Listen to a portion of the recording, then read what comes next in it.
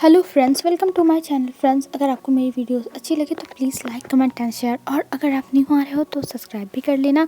तो चलिए हम आज का पार्ट स्टार्ट करते हैं। हमने देखा था जो विंग था वो पता नहीं कहाँ गायब हो गया था, और इधर वांगजी विंग को ढूंढ रहा था, पर विंग का तो मिलने का नामो निशान ही नहीं मिल रहा था। तो चलिए हम आगे देखते हैं। हमें दिखाया जाता है वांगजी अभी परेशान होकर बस रोड पर विंग को ढूंढ रहा था। वो ढूंढे जा रहा था लेकिन उसे मिल नहीं रहा था। फिर थोड़ी आगे चलते ही वो देखता है एक जगह बहुत ज़्यादा भीड़ है। वो उस भीड़ को देख के वांगजी सोचता है यहाँ पे क्या हो रहा है, और ये सोच के वो थोड़ा घबरा जाता है, और इसलिए वो तुरंत भागते हुए उस तरफ जाता है। और जब वहाँ पे जाता है तब देखता है इतने सारे लोग हैं और वहाँ पे कोई है। ये देखते वो धीरे धीरे उस भीड़ में से आगे जाता है। आगे जब जाता है तब वहाँ पे देखता है विंग बैठ के रो रहा है। ये देख के वांगजी एकदम घबरा जाता है, और वो तुरंत विंग के पास जाता है और कहता है, विंग बनी क्या हुआ तुम्हें? तुम यहाँ पे क्या कर रहे हो? विंग क्या हुआ? तब जो विंग था वो वांगजी को देखने लगता है और कहता है, हस्बैंड हस्बैंड हस्बैंड। तब जो वांगजी था वो पकड़ लेता है और कहता है, विंग तुम ठीक तो ना? तुम ठीक तो ना विंग? और ये कह के वो विंग को अपने साथ लेके जाने लगता है। और वहाँ पे जो सारी भीड़ थी वो जो वांगजी था उसे रोकती है, क्योंकि विंग हस्बैंड थोड़ा धीरे बोल रहा था ना, तो इसलिए और भीड़ तो सुनी नहीं, और वांगजी को भी इतने अच्छे से नहीं सुनाई दी, पर विंग बोला था। और इधर जो लोग थे स्ट्रेंजर लोग, वो लोग रोकने लगते हैं और कहते हैं, तुम इस ओमेगा को क्यों लेके जा रहे हो? ये ओमेगा रो रहा है, तुम इसका फ़ायदा उठाने के लिए लेके जा रहे हो?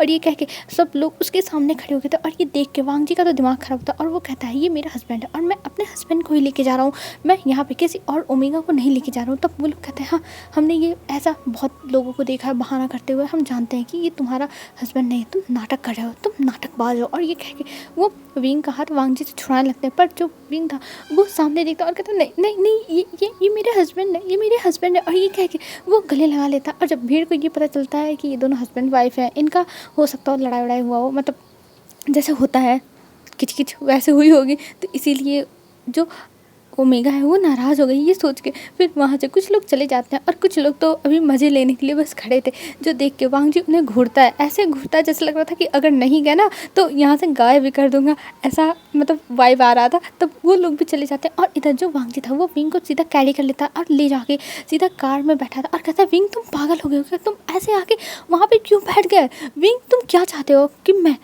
ऐसे ही बस डर में मर जाऊँ? तुम्हारे खोने के बाद पता है मेरे क्या हालत था?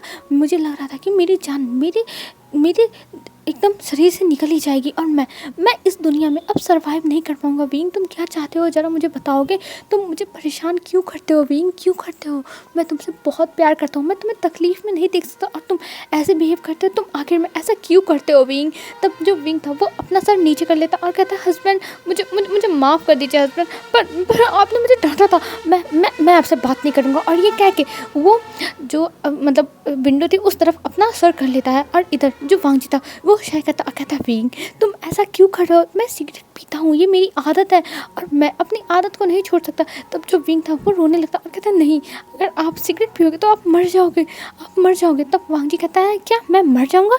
तब जो विंग था वो कहता है, हाँ आप मर जाओगे, ये बहुत गंदी चीज़ होती है, मुझे आज पता चला, अगर मुझे पहले ही पता होता ना तो मैं आपको रोक चुका होता, पर नहीं पता था, और मैं आपको पीने नहीं दूंगा। आप मुझे डांटोगे भी, मारोगे भी, तब भी मैं आपको पीने नहीं दूंगा, चाहे जो हो जाए, चाहे जो हो जाए। और ये कह के वो वांगजी को देखने लगता है। तब वांगजी कहता है, बनी ऐसा कुछ नहीं होता है, ये सब बस एक तुम्हारा तुम्हारा सोच है, तुम बस ये ऐसा सोच रहे हो, ऐसा कुछ नहीं होता है। तब जो विंग था वो हाथ पकड़ लेता और कहता है, नहीं हस्बैंड ऐसा होता है, मैंने हॉस्पिटल में देखा, वहाँ पे डॉक्टर बता रहे थे।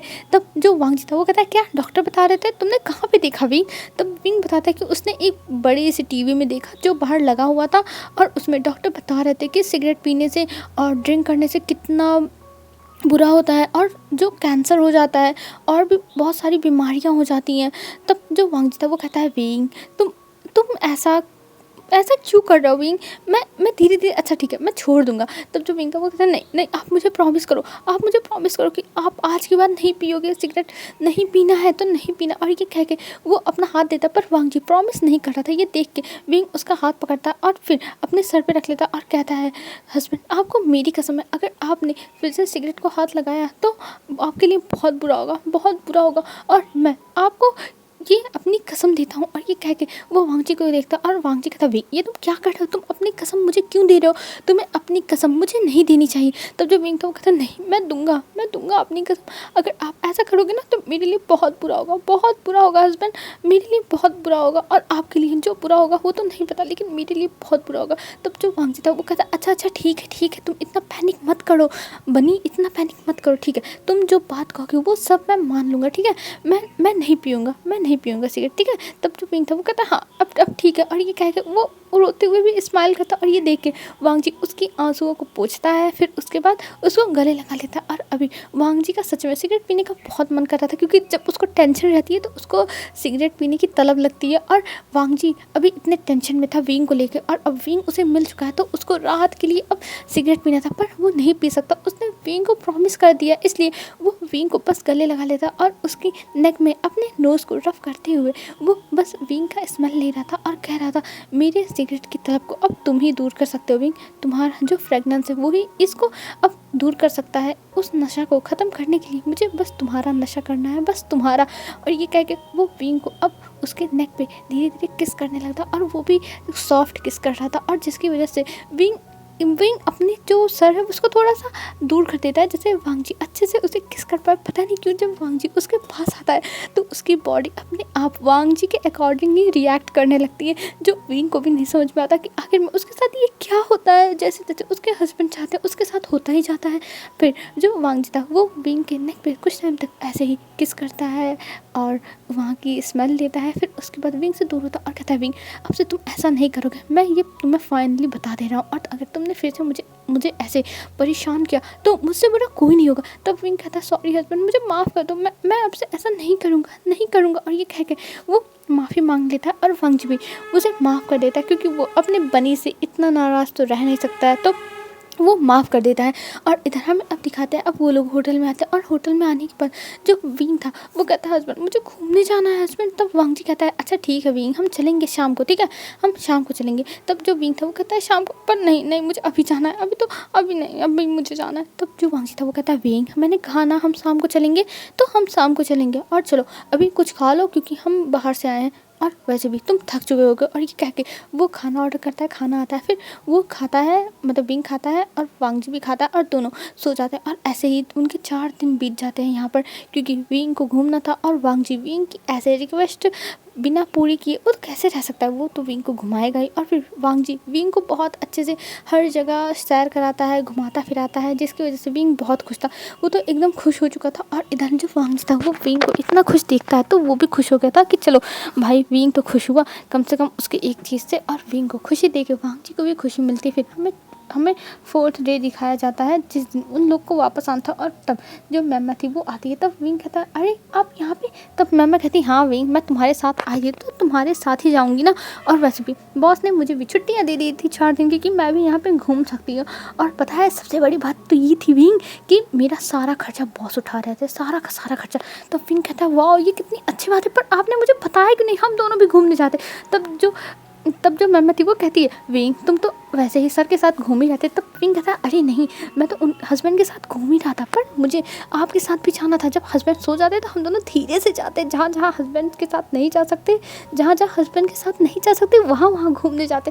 तब जो मैम थी वो हंसने लगती और कहती है जैसे कहाँ। तब जो विंग था वो पाउडर बनाता और कहता है मुझे यहाँ के ढेर सारे स्टॉल की जो स्ट्रीट फूड होते ना उनको ट्राई करना था, पर हस्बैंड तो मुझे बस एक लग्जीरियस से होटल में ले जाकर बैठा देते थे और वहाँ पे जो मन खाना वो ऑर्डर करो, पर मुझे ऐसे घूम घूम के खाना था, पर ये तो मेरा पूरा नहीं हो पाया।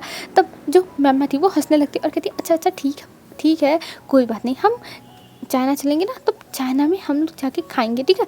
तब जो विंग था वो कहता है ठीक है हाँ ये तो अच्छी बात है, और ये कह के दोनों अपना प्लान बनाता। और इधर जो वांगजी था वो विंग को इतना खुश देख रहा था मैमा के साथ, और उसके चेहरे पे भी स्माइल आ जाती। वांगजी के लिए वो सारे इंसान बहुत अच्छे हैं जिनके साथ विंग को रह के खुशी मिलती है, वांगजी के लिए वो लोग तो बेस्ट हैं।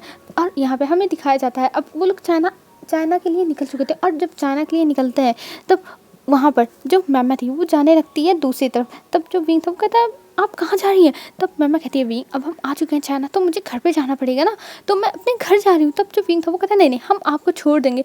तब जो मैमा थी वो कहती है नहीं विंग मैं चली जाऊँगी, मुझे छोड़ने की ज़रूरत नहीं है, और ये कह के वो जाने लगती है। तभी जो विंग था वो वांगजी का हाथ पकड़ता और कहता हस्बैंड तुम लेके चलोगे ना तो आप पहले इनको छोड़ दो ना, फिर हम चलेंगे घर पे। तब जो वांगजी था वो विंग की बात को कैसे टाल सकता है, तो वो कहते थे अच्छा ठीक है मैम तुम हमारे साथ चलो।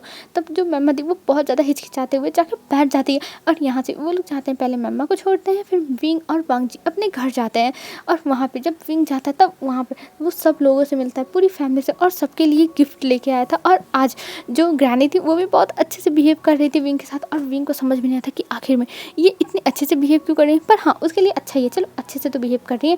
और जो लैन कुनान थे वो कहते हैं विंग तुमने अपनी दवाई प्रॉपर से ली है ना, तुमने कहीं नागा तो नहीं किया। तब जो विंग था वो मुंह बनाता और कहता है अंकल आपको लगता है कि हस्बैंड मुझे बिना खाए रहने देंगे, ये मैं नहीं खाता था तो मुझे ज़बरदस्ती खिला देते, मुझे तो इतना कड़वा लगता था कि मैं क्या बताऊँ, लेकिन मुझे मजबूरी में खाना पड़ता था। बताइए मेरे साथ ऐसे ऐसे अत्याचार होते हैं कि मैं झेल नहीं पाऊँगा। तब जो गुनाह थे वो कहते हैं बस बस नौटंकी, तुम कितना ज़्यादा नौटंकी करते हो। तब जो विंग था वो हंसने लगता है, और वांगजी कहता है अच्छा ठीक है विंग चलो अब रूम में। तब विंग कहता है पर मैं अभी को तो आया हूँ, अब रूम में नहीं, मैं यहाँ पे बैठ के बातें करूँगा। तब वांगजी कहता है नहीं विंग अब तुम्हें रेस्ट करना होगा, और वैसे भी तुम थके हुए आए हो तो चलो पहले रेस्ट कर लो, फिर उसके बाद आके यहाँ पे शाम को बातें करना, और जो गिफ्ट लाया हो उन्हें ओपन करके दिखाना, पहले चलो रूम में। और ये कह के वो रूम में लेके जाता है विंग को, और विंग भी अब रूम में आता है, और फिर वो जाता है चेंज करता है, चेंज करके आता है, और वांगजी फिर जाता है चेंज करके आता है। और इधर जो वांगजी था वो बस टॉवल में आया था, तो वांगजी का जो बॉडी था वो विंग देख रहा था, और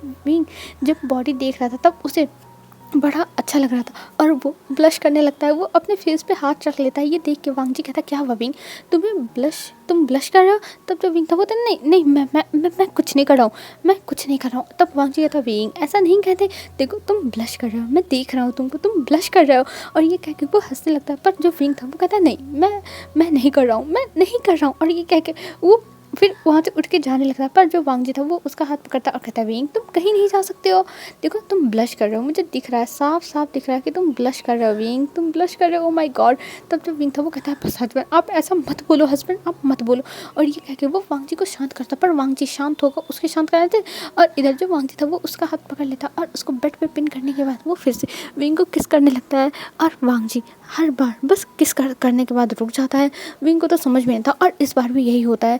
फिर से जो वांगजी था वो किस करते हुए ही मतलब किस करने के बाद ही रुक जाता है। तब जो वांगजी था उसकी तरफ विंग देखता है, फिर वो कहता है हस्बैंड आप मुझे किस करते हो, लेकिन इसके बाद कुछ नहीं करते। तो वांगजी कहता है ओह तो विंग को क्या कराना है ज़रा बताओ तो। तब जो विंग था वो अपना सर नीचे कर लेता और कुछ नहीं बताता। तब वांगजी कहता है तुम नहीं मुझे नहीं बताओगे। तब वांगजी की बात सुनकर विंग कहता है नहीं मुझे मियाँ गंगा ने बताया था, पर आप तो किसके बाद कुछ करते ही नहीं हो, तो मुझे समझ में नहीं आता कि आखिर में आप क्यों नहीं करते। तब वांगजी कहता है अभी तुम बच्चे हो तो इसके लिए तुम बाद में सोचना, समझे, पहले अपने कॉलेज पे ध्यान दो, फिर उसके बाद ये सब देखना। और ये कह के वो विंग को थोड़ा सा समझाता है, फिर उसके बाद वो विंग को ऐसे ही पकड़ के सो जाता है, क्योंकि उसे बहुत ज़्यादा नींद आ रही थी और उसे सोना था। और विंग भी सो जाता है क्योंकि वो भी थका हुआ था, वो तो बस अंकल लोगों के साथ इसलिए बैठना चाहता था क्योंकि वो बहुत ज़्यादा एक्साइटेड था, लेकिन अभी उसे भी सोना पड़ेगा क्योंकि उसे भी बहुत ज़्यादा नींद आ रही है। और हमें अब यहाँ से सीन शिफ्ट करके दिखाते हैं सीधा शाम का सीन। शाम को सारी फैमिली बैठी हुई थी और वहाँ पे विंग सबको एक एक गिफ्ट दिए जा रहा था और वो बहुत ज़्यादा खुश था। तब जो ग्रैनी थी वो भी लेती हैं अपना गिफ्ट, और वो गिफ्ट लेने के बाद अनाउंस करती हैं कि वो यहाँ से अब जाने वाली हैं। ये सुन के जब पूरी फैमिली थी वो कहती है आप इतनी जल्दी क्यों जा रही है, आपको रुकना चाहिए। तब ग्रैनी कहती है मैं यहाँ पे 3 महीने से हूँ और मैं जल्दी जा रही हूँ, तुम लोग को क्या लगता है कि मुझे बस यहीं रहना चाहिए, मुझे अब अपने घर को भी देखना है, ना कि मुझे यहीं रहना है। और ये कह के वो अपना फैसला सुना देती हैं कि वो कल चली जाएंगी। और विंग और वांगजी भी ये सुनते हैं, तब उन्हें वो लोग भी कहते हैं हाँ ठीक है भाई चली जाए, और पूरी फैमिली भी अग्री हो जाती है उनके जाने से। फिर इधर जो विंग था वो अभी बैठ के मिंग्याओं से बहुत सारी बातें कर रहा था, मिंग्याओं से और लैन से जान से। और जब वांगजी वहाँ पे आता है तो वो देखता है विंग कितना ज़्यादा बातें कर रहा है। ये देख के वांगजी को जेलस होती है क्योंकि वांगजी को ये पसंद नहीं है कि वांगजी के मतलब वांगजी से ही बस विंग बात करे, और विंग किसी से बात नहीं कर सकता, किसी से भी नहीं, वांगजी का ये मानना है। तब वांगजी जाता है जल्दी से और विंग के पास बैठ जाता है और कहता है विंग। तब विंग कहता है हाँ हस्बैंड क्या हुआ। तब जो वांगजी था वो कहता है विंग तुम इन लोगों से ऐसे बातें क्यों कर रहे हो, तुम हंस हंस के ऐसे बातें क्यों कर रहे हो। तब जब मिंग्याओ था वो कहता है वांगजी तुम कहना क्या चाहते हो, विंग हमसे बातें नहीं कर सकता। तब जो वांगजी था वो कहता है नहीं ये बातें कर सकता है, पर आप लोग इससे इतना ज़्यादा बातें क्यों कर रहे हैं, मुझे समझ में नहीं आ रहा आप लोग क्या चाहते क्या हैं। तब जब मिंग्याओ था वो कहता है वांगजी तुम पागल हो चुके हो क्या, हम लोग विंग से बस नॉर्मल बातें कर रहे हैं। तब जो वांगजी था वो कहता है हाँ मुझे पता है कि आप लोग नॉर्मल बातें कर रहे हो, लेकिन मुझे अच्छा नहीं लग रहा कि आप लोग विंग से बातें क्यों कर रहे हो। तब जो मिंग था वो कहता है वांग जी तुम पागल हो चुके हो। तब जो वांग जी था वो कहता है हाँ मैं पागल ही सही, लेकिन विंग आज के बाद तुम किसी से ऐसे हंस हंस के बातें नहीं करोगे। तब जो विंग था वो कहता है हस्बैंड पर क्या हुआ। तब जो वांग जी था वो पकड़ता है विंग को और कहता है बनी तुम किसी से भी बातें ऐसे नहीं करोगे। और ये कह के वो विंग को अपने साथ लेके जाने लगता है। और विंग को तो समझ में आता है आखिर में उसके साथ हो क्या रहा है। वो बातें नहीं कर सकता, वो तो कितने आराम से बैठ के इतनी मस्ती कर रहा था। और इधर वांग जी उसे रूम में लेके आता है और रूम में लेके आने के बाद वो फिर से किस करने लगता है और वांग जी को विंग दूर करता है और कहता है हस्बैंड आपको हो क्या गया है, आप ऐसे बिहेव क्यों कर रहे हो। तब जो वांग जी था वो विंग को देखता और कहता विंग तुम ऐसे बातें नहीं कर सकते हो क्योंकि मैं तुमसे प्यार करता हूँ और मैं तुम्हें किसी के साथ शेयर नहीं कर सकता हूँ और मैं नहीं चाहता कि तुम उन लोगों से बातें करो, समझे। तब जो विंग था वो कहता है क्या मैं उन लोगों से बातें नहीं कर सकता। तब जो वांग जी था वो कहता हाँ तुम उन लोग से बिल्कुल सही, तुम उन लोग से बातें नहीं करोगे और ये मेरा फाइनल डिसीजन है। तब जो विंग था वो कहता पर हस्बैंड वो तो आपके ब्रदर हैं और वो आपकी साउची है। तब वांग जी कहता कोई भी हो लेकिन तुम मेरे सिवा और किसी से बातें नहीं कर सकते क्योंकि मुझे जेलस फील होता है। विंग तुम ऐसा कैसे कर सकते हो, मैं बहुत ज़्यादा जेलस फील करता हूँ, तुम किसी से बातें नहीं कर सकते। और ये कहते हुए वो विंग को देखे जाता और इधर जो विंग था वो बस अपना सर नीचे कर लेता और कुछ नहीं कहता। और हमें अब सीन शिफ्ट करके दिखाया जाता है जियान फैमिली में। जियान फैमिली में यानली की तो हालत ख़राब थी क्योंकि हैरी उससे बार बार खाना बनवाता था, उससे काम कराता था। और इधर जियान चंद बेचारा वो तो झाड़ू पोछा करता था, गार्डनिंग करता था और ये सब करते हुए वो बस हैरी को कोसता रहता था, उसे गालियाँ देता था। और इधर जो यानली थी वो कहती है जियानचन इतनी गालियाँ मत दो, अगर उसने सुन लिया ना तो हमारी पनिशमेंट बढ़ा देगा।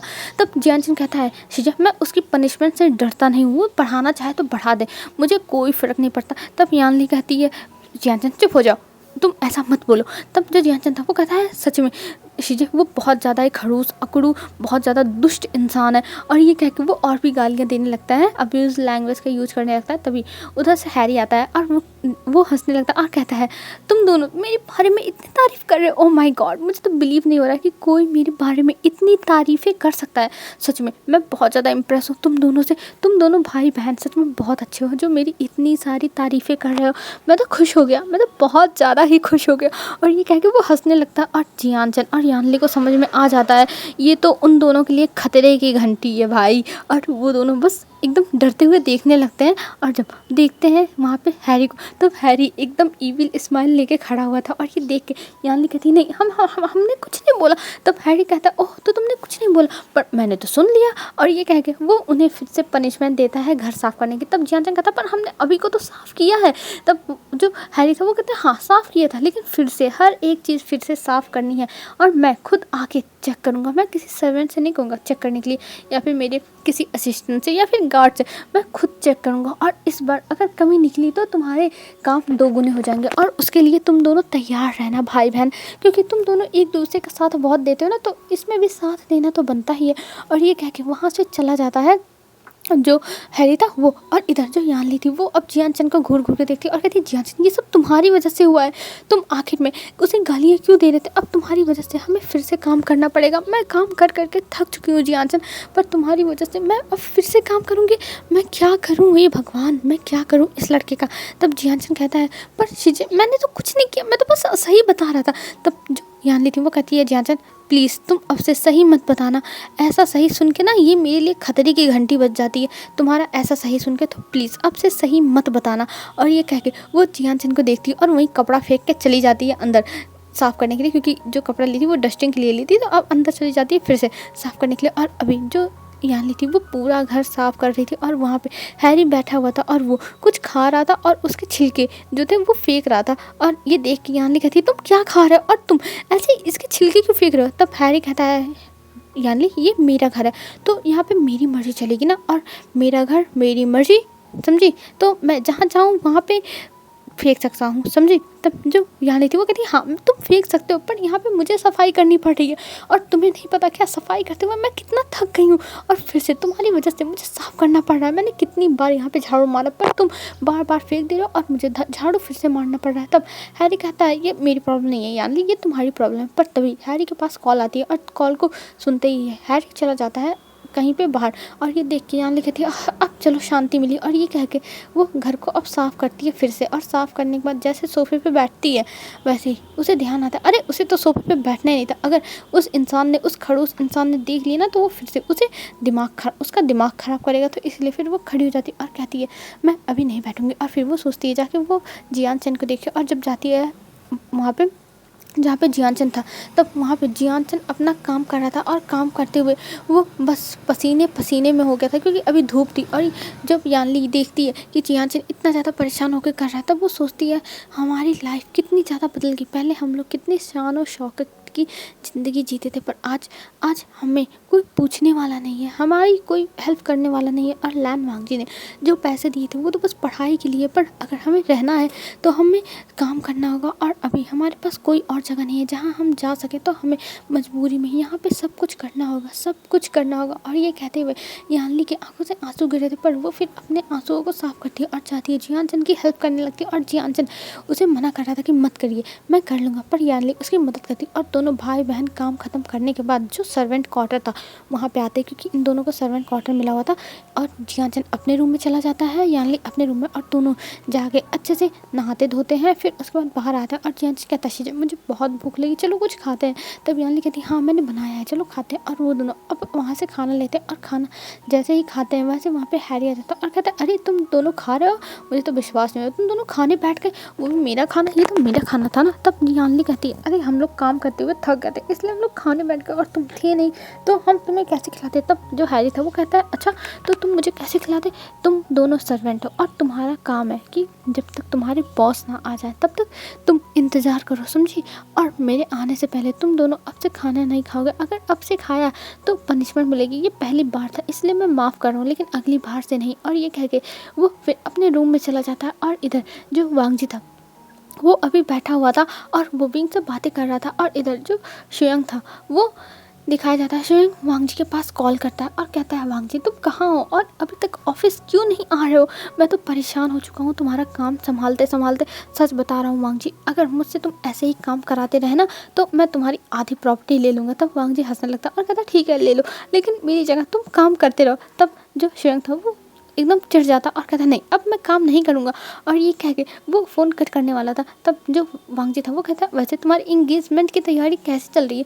तब जो शुयंग था वो कहता है इंगेजमेंट की तैयारी वो मॉम देख रही है और मुझे इसमें पढ़ना ही नहीं है। तब जो वांगजी था वो कहता है क्या तुम शाओ शिनचैन को पसंद नहीं करते। तब वो कहता है ऐसी कोई बात नहीं, वो बहुत ज़्यादा ही अच्छा इंसान है, वो बहुत ज़्यादा सीधा है और बहुत अच्छे से बिहेव करता है, तो मुझे पसंद है, पर मैं अभी इन सब चीज़ों में नहीं हूँ। तुम्हें पता है ना कि अरेंज मैरिज कैसी होती है। तब जो वांगजी था वो कहता है हाँ ऑफकोर्स, आके में तुम लोगों ने मिलकर मेरी भी तो अरेंज मैरिज कराई थी। और ये कह के वो एक टोन मारता। तब जो शुयंग था वो कहता है तुम मुझे ऐसे टोन मत मारो वांगजी, वैसे ही तुम्हारी जो अरेंज मैरिज थी वो तुम्हारी लाइफ चेंजिंग डिसीजन थी, समझे। देखो तुम्हारी लाइफ कितनी ज़्यादा चेंज हो गई और विंग तुम्हें कैसे एक पपी की तरह अपने आगे पीछे घुमाता है। तब वांगजी कहता है ओह तो तुम अब मुझे ऐसा बोलने लगे। तब जो शुयंग था वो कहता है हाँ ऑफकोर्स, देखो तुम उसके बिना अब एक सेकंड भी नहीं रह सकते, तो ये अच्छी बात है ना। और तुम्हारी ज़िंदगी पूरी की पूरी बदल गई बस विंग की वजह से। तो मैं अप्रिशिएट करता हूँ विंग के जितने भी उसने एफ़र्ट लगाए हैं। तब जो वांगजी था वो कहता है उसने एफ़र्ट नहीं लगाया, बस उसकी एक स्माइल ही काफ़ी है मुझे उसके आगे पीछे घुमाने के लिए। और ये कह के वो मतलब अपने सपनों की दुनिया में खो जाता है। तभी जो शुयंग था वो कहता है अरे वांगजी तुम अपने सपनों की दुनिया में मत जाओ, सपनों से बाहर आओ, बाहर आ जाओ जल्दी से। और मैं अभी ऑफिस में हूँ और आ जाओ ऑफिस में, क्योंकि कुछ प्रोजेक्ट्स हैं जो तुम्हें देखने हैं और अगर तुमने आज नहीं देखे तो बहुत लेट हो जाएगा और मैं जाके तुम्हारे अंकल को और गग्गा को बता दूंगा कि तुम कितनी ज़्यादा ढील दे रहे हो अपने ऑफिस के काम में। तब जो वांगजी था वो कहता है अच्छा अच्छा ठीक है बाबा, तुम लोग ऐसा मत करो, मैं आता हूँ। और ये कह के वो वहाँ पे विंग को वहीं पे सुलाता है और फिर तैयार होके वो वहाँ से जाने लगता है। तभी विंग की आंखें खुल जाती और वो देखता है वांगजी को जाते हुए। ये देख के वो कहता है हस्बैंड आप कहाँ जा रहे हो हस्बैंड। तब वांगजी कहता है विंग मैं जा रहा हूँ काम पे, क्योंकि अभी मैं इतने दिन से उसे छुट्टी मारी है, तो यहाँ के जो काम है वो पेंडिंग पड़े हुए हैं और अगर नहीं किया ना तो जो शुयांग है वो मेरे सर पे चढ़ जाएगा, तो इसीलिए अभी मुझे करना होगा। तब विंग कहता अच्छा ठीक है, और ये कह के वो फिर सो जाता है क्योंकि उसे बहुत नींद आ रही थी। और वांग जी भी तैयार होकर वहाँ से चला जाता है ऑफिस। अब हमें ऑफिस का सीन दिखाते हैं। ऑफिस में शुयांग और वांग जी बहुत अच्छे से मतलब ऐसे ही बातें कर रहे थे, हंस रहे थे, एक दूसरे मजाक कर रहे थे। और जो मेम्मा थी वो वहीं खड़ी थी और वो काम कर रही थी और वो बस शुयांग को देखे जाती। उसे शुयांग पसंद आ गया था कहीं ना कहीं, वो शुयांग को बस घूर रही थी। और तभी शुयांग कहता है मेम्मा तुम मुझे ऐसे क्यों घूर रही हो। तब जो मेम्मा थी वो देखती है और कहती नहीं नहीं नहीं ऐसा कुछ नहीं है। तब जो वांग जी था वो कहता है हाँ घूरेगी ना, तुम इतने अजीब इंसान हो, तब जब से मैं आया हूँ तब से बक बक बक बक किए जा रहे हो, तो घूरेगी है कि ये इंसान कितना बोलता है। तब जो मेम्मा थी वो कहती है सर ऐसी बात नहीं है। तब जो वांग जी था वो कहता है मेम्मा ऐसी बात नहीं है, अरे मेम्मा इतना झूठ मत बोलो, ये बात सच है। तब शुयांग हंसने लगता है और कहता है वांग जी वो तुम्हारे अंडर काम करती है, चलो इतनी तो हिम्मत है मेम्मा के अंदर कि जो वो तो बोलना चाहती है वो कुछ तो बोल दी, नहीं तो कोई और होता तो तुम्हारे हाँ में हाँ ही मिला था। और ये कह के वो हंसने लगता और मेम्मा शर्मिंदा हो जाती है थोड़ी सी। तब जो वांग जी था वो कहता है अच्छा तुम्हारी इंगेजमेंट कब है शुयांग। तब जो शुयांग था वो कहता है हाँ इंगेजमेंट तो है 10-15 दिन के बाद ही होगी। तब जो मेम्मा थी वो ये बात सुनती है तब वो थोड़ा हैरान हो जाती है और उसे शौक लगता है क्या शुयांग की इंगेजमेंट है और उसकी शादी होने वाली है, इसका मतलब उसकी शादी तय है। और मतलब वो फिर ये सुनने के बाद ही वहाँ से चली जाती है क्योंकि उसे थोड़ा बुरा लगता है। उसे शुयांग कहीं ना कहीं पसंद था। जब भी शुयांग आता था तब मेम्मा से बहुत अच्छे से बातें करता था, तो इसलिए मेम्मा को शुयांग कहीं ना कहीं थोड़ा बहुत पसंद आ चुका था। और अब जो मेम्मा थी वो बाहर जाके रोने लगती, उसको बहुत रोना आता और वो तुरंत वॉशरूम में जाती और वॉशरूम में कुछ टाइम तक वो रोती है। फिर कहती है मेम्मा तू कैसे सोच सकती थी कि तेरे सपने सच हो सकते हैं, तुझे जो शुयांग सर है वो पसंद करेंगे, वैसे भी वो इतने रिच फैमिली के हैं और तू एक गरीब फैमिली की है, तो तुझे कैसे पसंद कर सकते हैं वो, तू तो उनके स्टेटस से भी मैच नहीं करती है मेम्मा, तू क्या सोच रही थी मेम्मा, तू ऐसे सपने मत सजा। और ये कहते हुए वो अपने आप को बहुत ज़्यादा ही समझा रही थी। और इधर जो वांग जी था वो अभी जो शुयांग था उससे बातें कर रहा था और मेम्मा कुछ टाइम तक वहाँ पे रोती धोती है। फिर उसके बाद वो बाहर आती है अपने फेस को वॉश करने के बाद और बाहर आके वो चली जाती है अब केबिन में, वहाँ पे काम कर रही थी। और जो शुयांग था वो अब वहाँ से जाने लगा था, तभी वो मेम्मा को देखता और कहता है हे मेम्मा। तब मेम्मा उसे कोई भी रिएक्शन नहीं देती, ये देख के शुयांग को थोड़ा अजीब लगता और वो कहता है मेम्मा क्या हुआ, तुम ऐसे बिहेव क्यों कर रही हो। तब जो मेम्मा थी वो कहती है कुछ नहीं सर, मैं एक्चुअली काम कर रही थी ना तो मैंने ध्यान नहीं दिया। तब जो शुयांग था वो कहता अच्छा ठीक है कोई बात नहीं, और ये कह के वो कहता है मैं जा रहा हूँ। तब जो शुयांग की बात सुन के मैं कहती ऑफकोर्स सर, और ये कह के वो फिर बैठ के अपना काम करने लगती है और शुयांग फिर वहाँ से चला जाता है। और यहाँ पे अब हमें दिखाते हैं मेम्मा को। मेम्मा अब ऑफिस से निकल रही थी और उसे इतना बुरा लगा था कि वो बस सोच रही थी कि उसकी लाइफ कैसे टर्न आउट होती रहती है, उसे तो समझ भी नहीं आती उसकी लाइफ में उसने जिससे प्यार किया और वो इंसान वो शादी कर रहा है और किसी और से शादी कर रहा है। मम्मा यही सब सोच रही थी और फिर मम्मा सोच रही थी कि आखिर में उसके साथ ये सब हो क्या रहा है, वो क्या करे, और ये सब सोचती वो आगे आगे जाती। तभी वो शुयांग को देखती है शाओ शिनचैन के साथ, दोनों हंसी खुशी बातें कर रही थी। ये देख के वो समझ जाती है कि ये ओमेगा उनका ज़रूर पार्टनर ही होगा, क्योंकि सर उसी से इतना ज़्यादा ही मतलब इतना ज़्यादा ही अच्छे से बातें कर सकते हैं पास आके, तो ऐसा मम्मा को लगता है। और मम्मा फिर उन्हें इग्नोर करके आगे जाने लगती है और आगे जाते हुए वो एक जगह पे खड़ी हो जाती है और वो अपने लिए टैक्सी का इंतज़ार करने लगती है। तभी वहाँ पे शुयांग आता है और कहता है मम्मा तुम घर जा रही हो, चलो मैं तुम्हें छोड़ देता हूँ। तब मम्मा देखती है और कहती नहीं सर इसकी कोई जरूरत नहीं, मैं चली जाऊँगी। तब जो शुयांग था वो कहता है अरे मम्मा बैठो मैं तुम्हें छोड़ दूँगा, पर मम्मा नहीं बैठी थी। तभी वहाँ पर जो शाओ शिनचैन था वो भी कहता है कि अरे बैठ जाओ हम तुम्हें छोड़ देंगे। तब जो मम्मा थी वो कहती है जी। तब जो शाओ शिनचैन था वो कहता है हाँ मैं तुम्हें जानता हूँ, तुम वांग जी के असिस्टेंट हो और तुम्हारे बारे में वांग जी और जो शुयांग है वो दोनों ने मुझे बताया है, तो तुम बैठ जाओ हम तुम्हें छोड़ देंगे। वैसे भी हम जा रहे थे शादी की शॉपिंग करने के लिए, तो जाना तो पड़ेगा ही, घर वालों ने कहा है। तब जो मम्मा थी वो बैठ जाती है। फिर जो शाओ शिनचैन था वो बताने लगता है कि उन दोनों की अरेंज मैरिज हो रही है। और फिर जब मम्मा ये सुनती है तब वो सोचती है हाँ सब लोग अपने ही स्टेटस से ही अरेंज मैरिज करेंगे ना कि मुझ जैसी लड़की से जो एक गरीब फैमिली से बिलोंग करती है, जिसे एक एक रुपए के लिए फाइटिंग करनी पड़ती है। और ये सब वो सोच रही थी, उसका दिल बहुत ज़्यादा ही दुख रहा था, लेकिन वो अपना ऐसे दुख किसी को तो दिखा नहीं ना सकती है। तब मम्मा कहती है जी सर। और फिर कुछ टाइम के बाद उसका घर आ जाता है और वहाँ पे वो उतर जाती है और उतरने के बाद वो उन्हें थैंक यू बोल के अंदर चली मतलब अपने घर की जो गली थी वहाँ पे चली जाती है। और इधर शाओ शिनचैन और शुयांग भी चले जाते हैं वहाँ से। अब हमें यहाँ से सीन शिफ्ट करके दिखाया जाता है वांग जी का। वांग जी बैठ के अपना काम कर रहा था घर पे भी, और घर पे काम करते हुए वो सोच रहा था कि मुझे विंग के पास जाना है, लेकिन ये काम मुझे करना होगा, क्योंकि अभी कुछ टाइम पहले अंकल ने धमकी दी, अगर तुमने अपना काम टाइम से नहीं ख़त्म किया तो मुझसे बुरा कोई नहीं होगा। तुम बहुत ज़्यादा ही काम में लापरवाही कर रहे हो और ये मुझसे बर्दाश्त नहीं होगा। अगर मुझे पता होता तुम ऐसे काम में लापरवाही करोगे तो मैं तुम्हारी शादी ही नहीं कराता।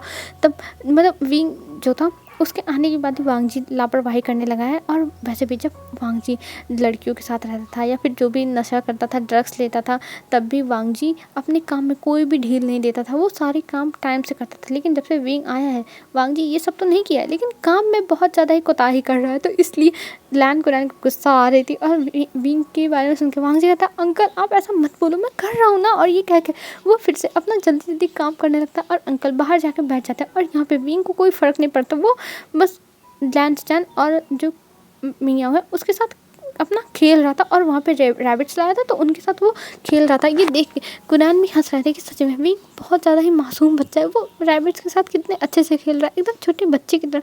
तभी जो कुनान थे वो कहते हैं, विंग अब खाना खा लो, तुम्हें दवा खानी है ना। तो विंग कहता नहीं, मैं अपने हस्बैंड के साथ खाऊंगा और मैं अभी नहीं खाऊंगा। और ये देखते ही अंकल को थक हार के कुछ टाइम के बाद वांग जी को बुलाना पड़ता है डिनर टेबल पर, क्योंकि विंग कह रहा था वो अपने हस्बैंड के साथ खाएगा। तो ऐसे विंग को जिद पे बुलाना पड़ता है। और वैसे भी विंग के लिए वांग जी बहुत ज़्यादा ज़रूरी है। सबको पता है कि वांग जी के बिना विंग कुछ नहीं करता है। हेलो फ्रेंड्स, आज के लिए बस इतना ही। अब हम कल देखते हैं कल क्या होता है। तो जैसा भी होगा फ्रेंड्स बताना आपको कैसा लगा। आज के लिए बस इतना ही। बाय बाय फ्रेंड्स, कल मिलते हैं एक न्यू